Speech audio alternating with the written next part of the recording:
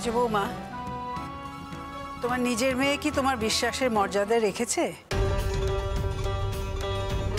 যে তুমি তোমার নিজের মেয়েকে বিশ্বাস করবে? হ্যাঁ মা, আমি জানি আমার মেয়ে খারাপ, আমার মেয়ে সবচেয়ে খারাপ, কিন্তু তবু তো সেটা আমার মেয়ে না। তাই বাড়ির শুদ্ধ লোক যদি তাকে বিশ্বাস নাও করে, আমি কিন্তু তাকেই বিশ্বাস করব।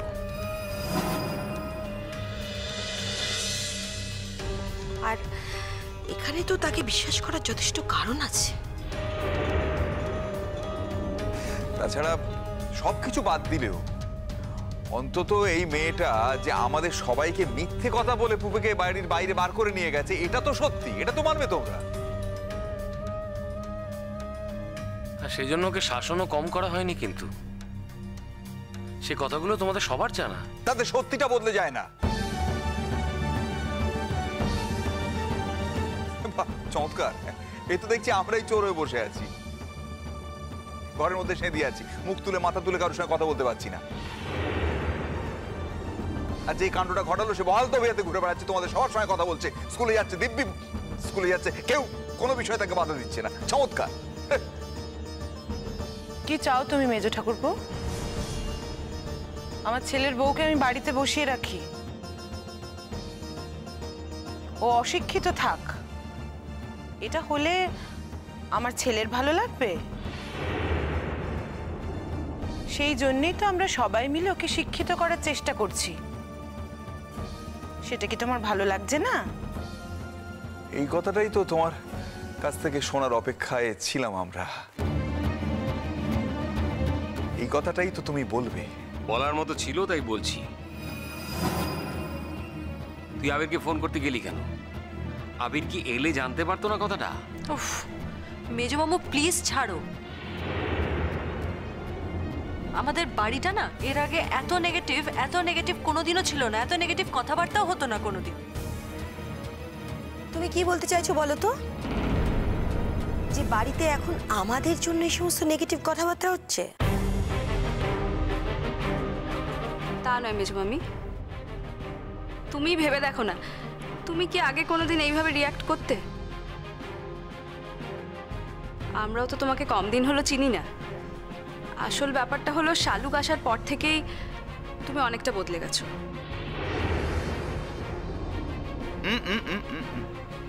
ভুল, তোরা বদলেছিস, আমরা বদলাইনি। তোরা আমরা সকলে মিলে একযোগে এই অন্যায়টার প্রতিবাদ করেছিলাম। তারপর তোরা দেখলাম ধীরে ধীরে পাল্টে গেলি, সব মেনে নিলি, আমরা মানতে পারিনি। এইটাই আমাদের দোষ।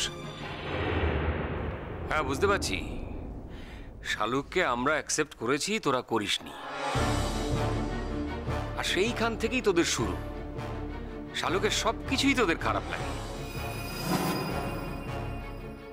একবার বুদ্ধি খাটিয়ে দেখিস না কোনটা ঠিক কোনটা ভুল।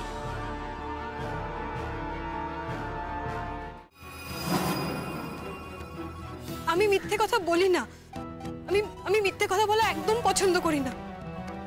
আমি যা বলছি সত্যি বলছি। পুপি দিদি সবাইকে বলেছে যে আপনি আর আমি নাকি জোর করে ওকে বিয়ের পিড়িতে বসিয়েছি। ওর নাকি কোনো ইচ্ছেই ছিল না। আমি বিশ্বাস করি না। তুমি এই চিঠিটা পুপেকে দেবে না বলে ওর নামে মিথ্যে কথা বানিয়ে বানিয়ে বলছো। আপনি বিশ্বাস করুন, আমি মিথ্যে কথা বলছি না, আমি মিথ্যে কথা বলাকে ঘেন্না করি। আমি মরে যাব তবু আমি মিথ্যে কথা বলবো না। থাক শালুক, থাক থাক, অনেক হয়েছে। ভেবেছিলাম তুমি অ্যাটলিস্ট এইটুকু সাহায্য আমার করবে, করলে না। বিশ্বাস করুন, আমার হাতে থাকলে আমি নিশ্চয়ই আপনাকে সাহায্য করতাম। দাঁড়াও দাঁড়াও দাঁড়াও দাঁড়াও দাঁড়াও দাঁড়াও।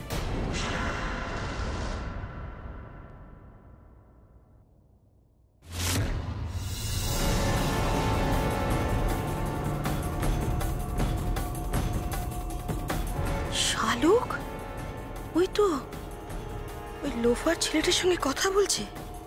তাহলে পুপে যা বলেছে অক্ষরে অক্ষরে সত্যি। আমার মেয়ের তো কোনো দোষ নেই।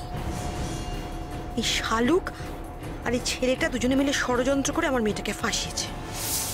এত সাহস, এত কিছু ঘটে যাওয়ার পরে ওর সঙ্গে কথা বলছে।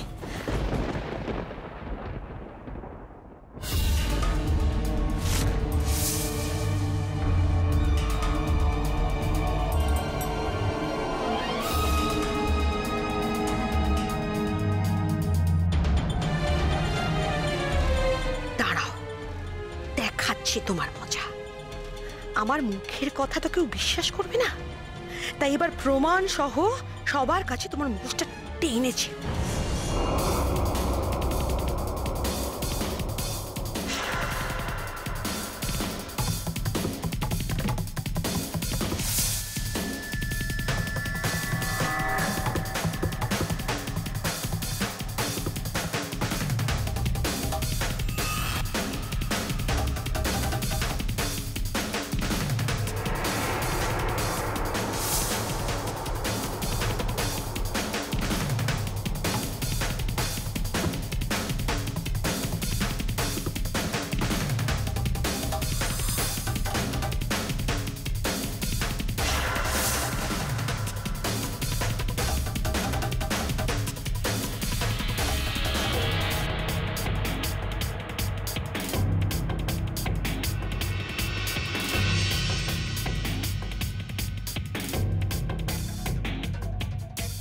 শুধু এই ছবি যে বাড়ির লোককেই দেখাবো তা তো নয়, কারণ বাড়ির লোক তো শালুকের দোষ ঢাকার জন্য মুখিয়েই থাকে।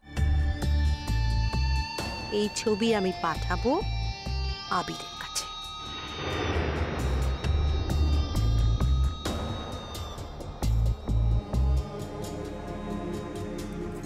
চলো।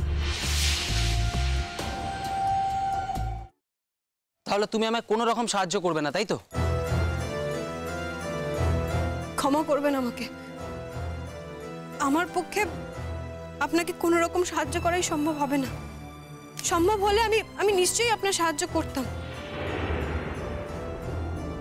যদি কিছু মনে না করেন, একটা কথা বলবো আপনাকে।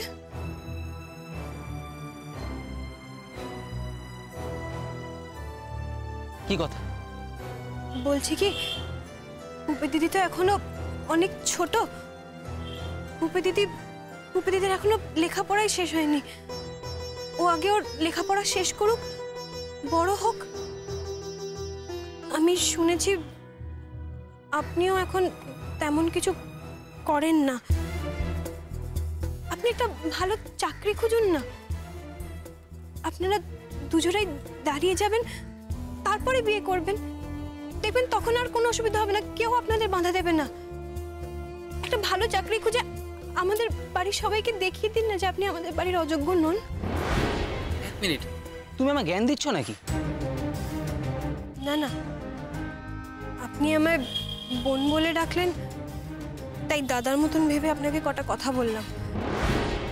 আপনাকে জ্ঞান দেওয়ার মতন ক্ষমতা আমার আছে নাকি?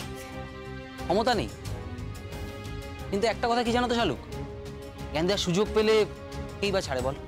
নাহলে তোমার মতো একটা 3 আঙুলের মেয়ের কাছ থেকে আমার জ্ঞান শুনতে হয়? আর তুমি যে এত বড় বড় কথা বলছো, তুমি নিজে এত কম বয়সে বিয়ে করলে, তুমি কি আবিরকে বিয়ে করার যোগ্যতা রাখো? তুমি তো নিজে এখনো ইউনিফর্ম পরে স্কুলে যাও, আবার এত বড় বড় কথা বলছো।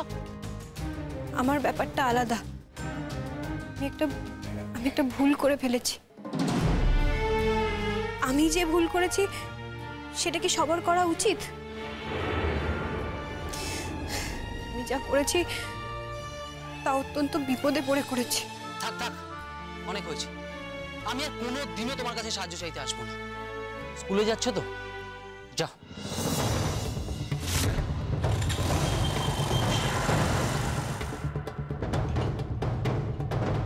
দিদি ভাই, শালুক যখন রঙ্গনের সঙ্গে দাঁড়িয়ে কথা বলছিল, তখন আমি আমার মোবাইল থেকে ওদের সব ছবিগুলো তুলেছি। দেখো তোমরা, দেখো।